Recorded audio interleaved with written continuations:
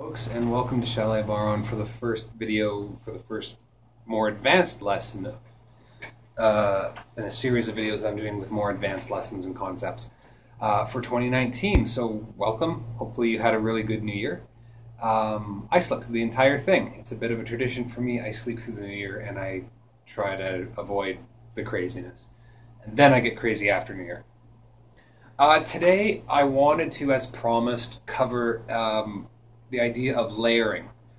And what do I mean by layering? It's a complex definition. I'll start off with some backstory to it.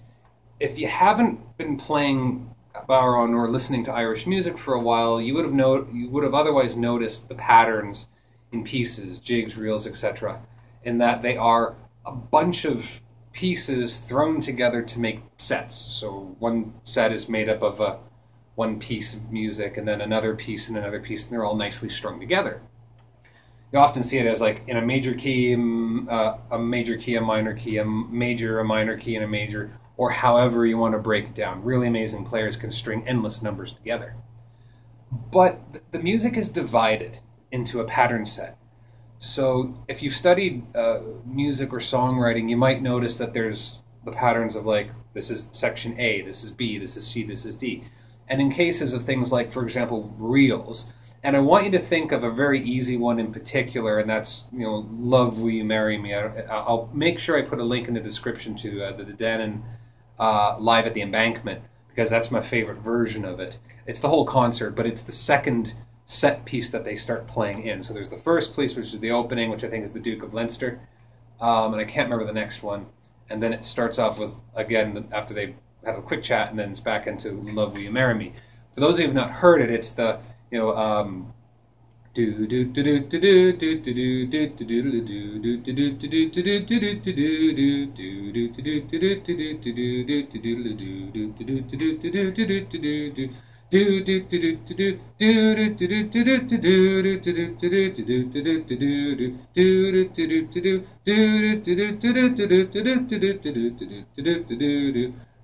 and you can hear part A, and then it repeats itself. So we have part A that repeats itself, so it's part A twice, then part B, and then part B again, which repeats itself, and then goes back to part A again. So the neat part about this is that my definition here in layering is that you use a set pattern for one part, so part A, and then a set pattern for part B. And the important thing, and I keep coming back to this, is that you listen to the music first, 10 times at least, on a piece before you even start attempting it. And that's the idea, is you burn it into your head a bit. And the important thing is that, and again in the past I bring up the idea of either playing motor rhythms,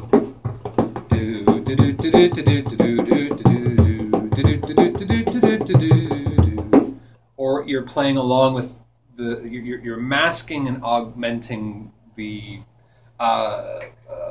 melody to it.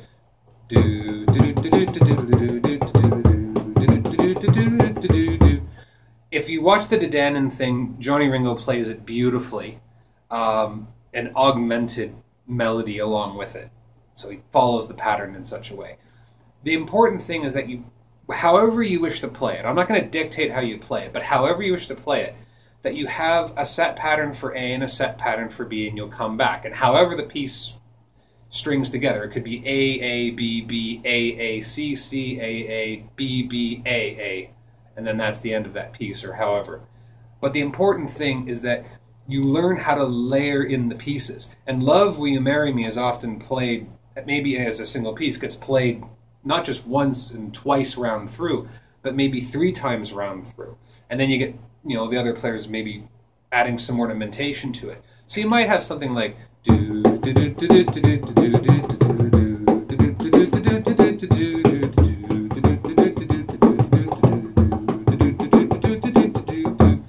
that's the part A in this case. It's the same thing played, part A repeated once through, and the part B.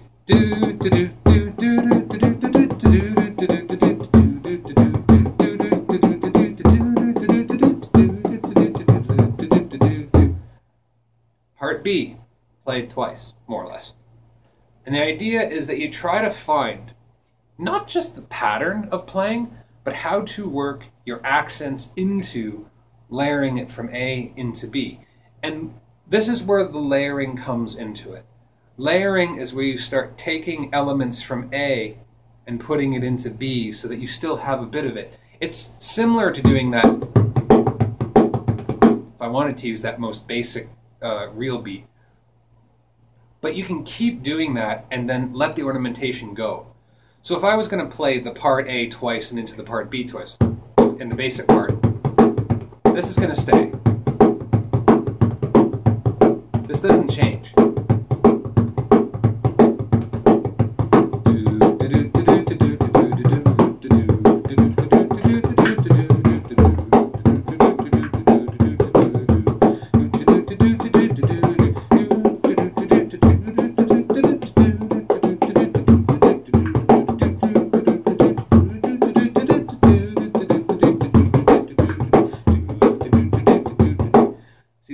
That's a little more of it. You can hear that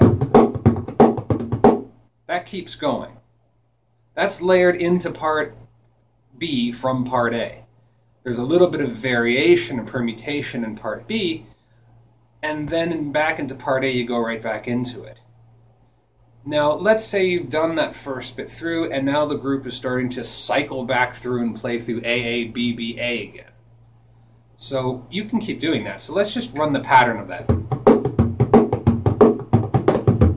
Nice and easy.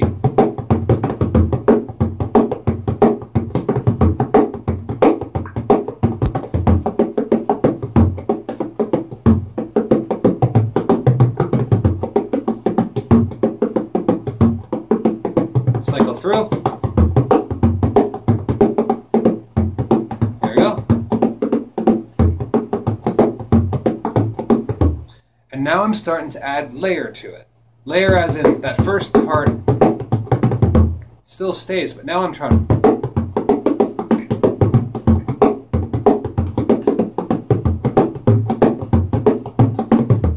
So I have added a few things. I have a little bit of part B's stuff in there, but not only that, I have the walking bass line.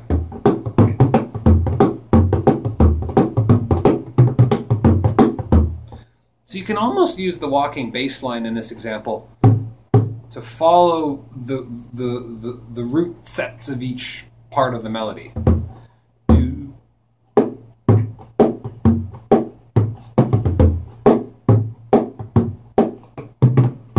That sort of idea falling into it.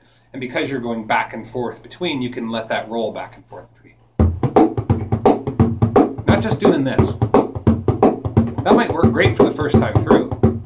Then the second time through, maybe...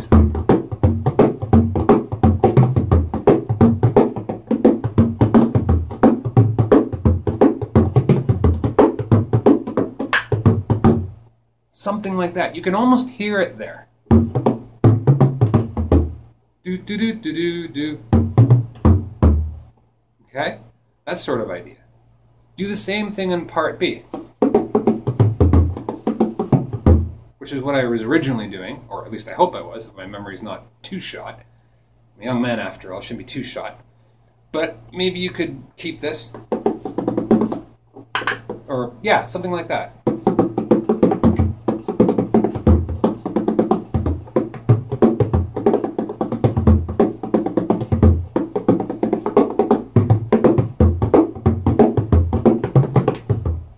And that's when permutations and layering comes into it.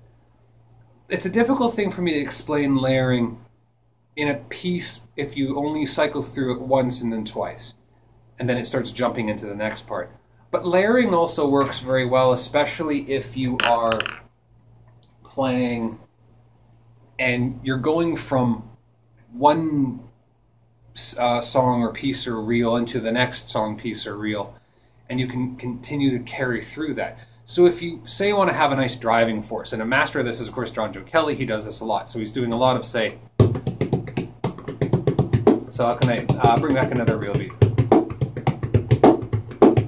So this is like really easy. We already used this as an example, but it works so well.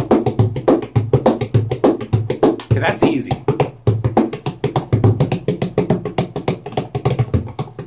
Okay.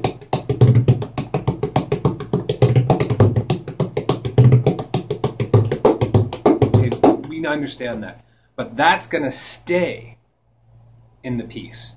So when he's playing with Brian Finnegan, and I believe the piece is called Belfast, I could be wrong, but it has a very much of a... It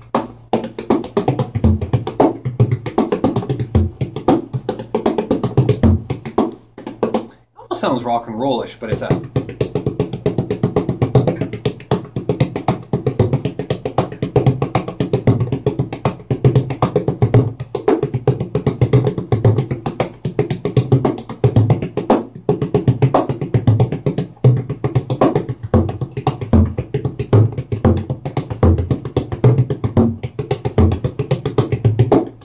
sort of idea, and he slowly evolves it over time. Just like his famous solo that a lot of people try to emulate and use, and I highly would encourage you to use it as an exercise piece, that's sort of the same idea. He's doing exactly that. And it's that layering of, you know, he's gone from his jigging to the real side.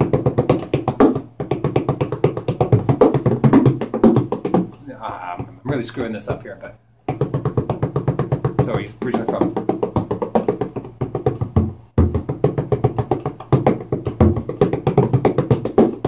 Okay, here we go.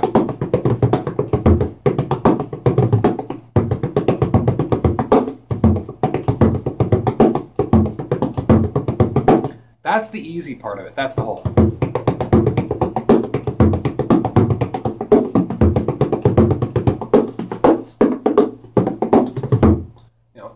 I think everyone pretty much covers that at one point in time, but they round it back.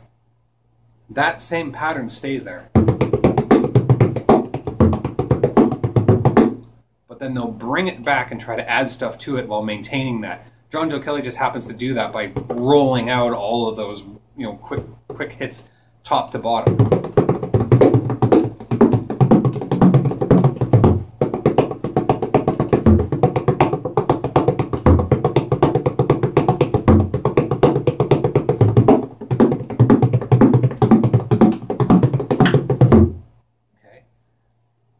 The layering aspect, you might call it something else, but I would differentiate layering from permutation. Permutation to me is more with regards to, you have a pattern, and a permutation of it would be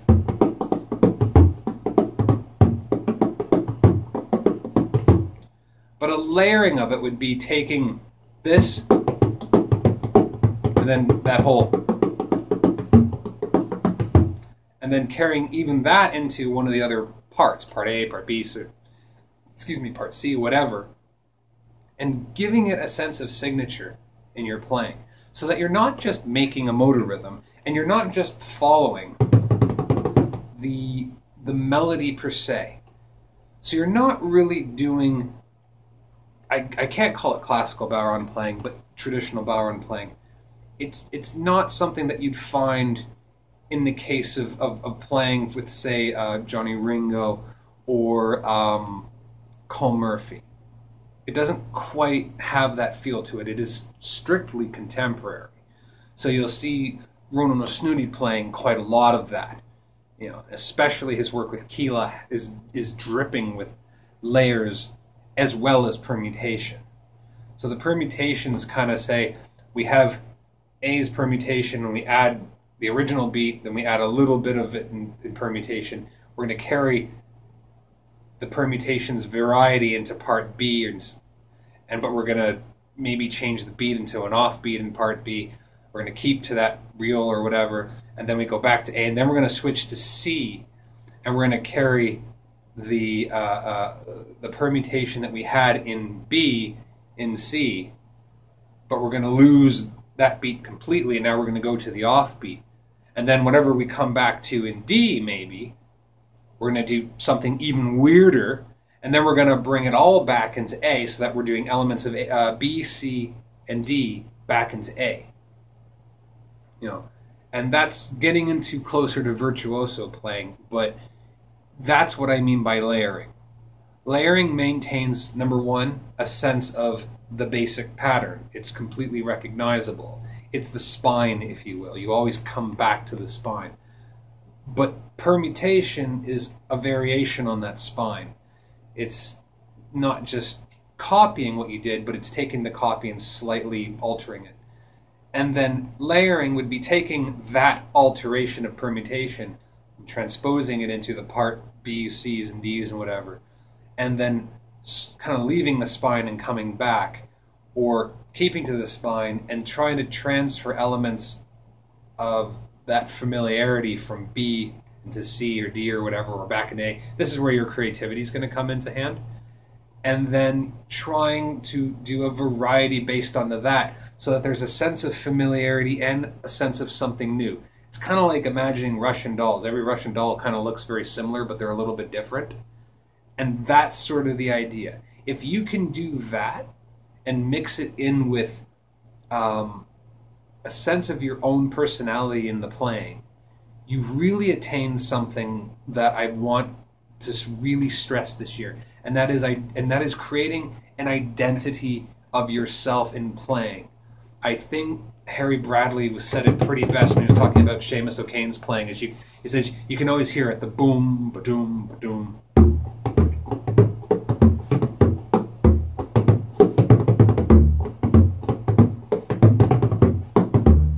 It's kind of easy for him to recognize that sound, and it's easy for you to recognize that sound of Seamus O'Kane playing, including his layering methods that go in from part A to part B, and from piece of music 1 to piece of music 2. So that's easy to tell. Same thing with John Joe Kelly, same thing with Ronan Snooty, same thing with Eric Cunningham. So those four are real masters at doing this, and those who I would direct your attention to go off and also watch their videos. That is what I mean by layering. When you can identify it, but you're also taking those permutations and turning them into sort of like evolutions of that. But you also have to weave it in with the melody of the pieces. We walk a fine line when we play and layer, so that we're not taking a piece of music and going too far out of it, because we can do it.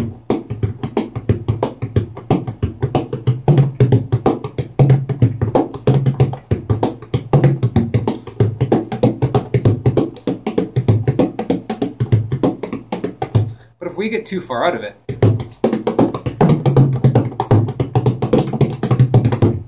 and we start getting a little too far out, we've completely ruined the reason why we're sitting there playing with other people in the session. We've wrecked it.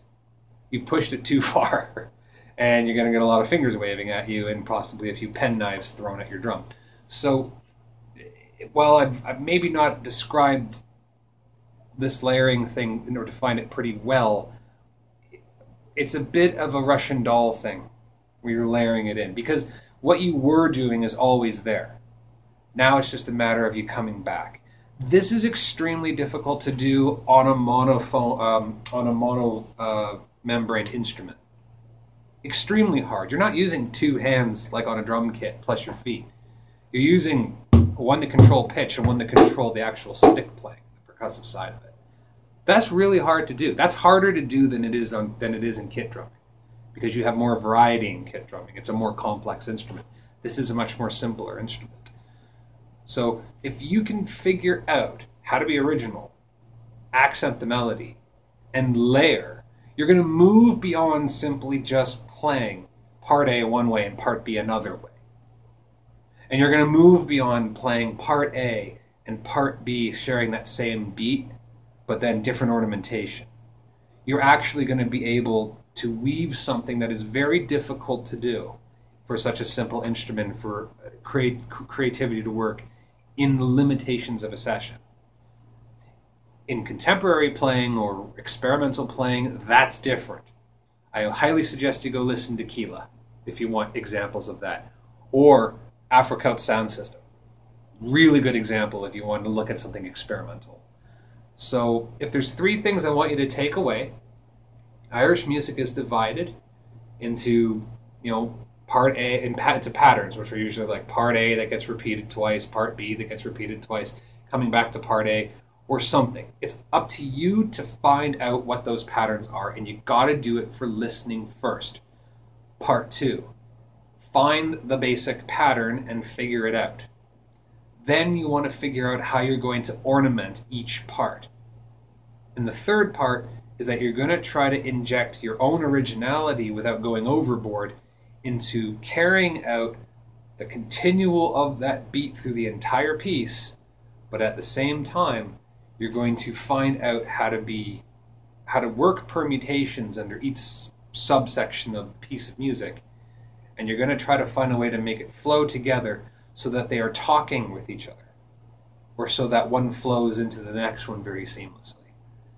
That's tough to do. That's certainly not something you're going to learn overnight. You're not going to learn it in a week. You're not going to learn it in a month. Because there's so many pieces out there, and because you can interplay and cut and paste pieces of music so much, you can cut and play and interplay and forever struggle with it. And I certainly will continue to sometimes struggle with it. And for the pieces that I love to play, I will continue to excel at it. So that is the end of the first lesson for the new year. It's a much more advanced concept. Apologies if I'm a little scatterbrained on it. I couldn't think of a better way to explain it. Check out those recommendations. And start looking at music outside of trad, because if you would like to experiment with it, this is really going to help you, especially if you play in drum circles, because they will happily let a Bodhran player play. But you're going to have to pick up in those playing. This happens a lot in drum circles, especially if you get djembe players, because they're playing, and a good section of them will play a beat set. Another section will do the first layer, which is a variation, a permutation of it, and another group could do another version that fills in on that. Your job as the solo player, as the solo drummer maybe, in session playing, is to try to make one person do all of that, except more simplified so that it works on something like this. That's hard. It's not impossible, but it's hard. And I will try to have some live examples of it in the future, but until then, I'm out of time. I'm tired, and I need to go to bed. So, good luck trying it. Let me know how it works. Vent your anger on me. I have no problem with that. And if you are interested in learning more, hit the like and subscribe button. Also, follow me on the old videos, the really old videos on Facebook, Shallibodhran at Facebook, and check them out, because they are not going to be uploaded to YouTube. The really, really, really, really old videos are staying up there on Facebook. So until next time, have a good one, and, suffer through it well. Bye.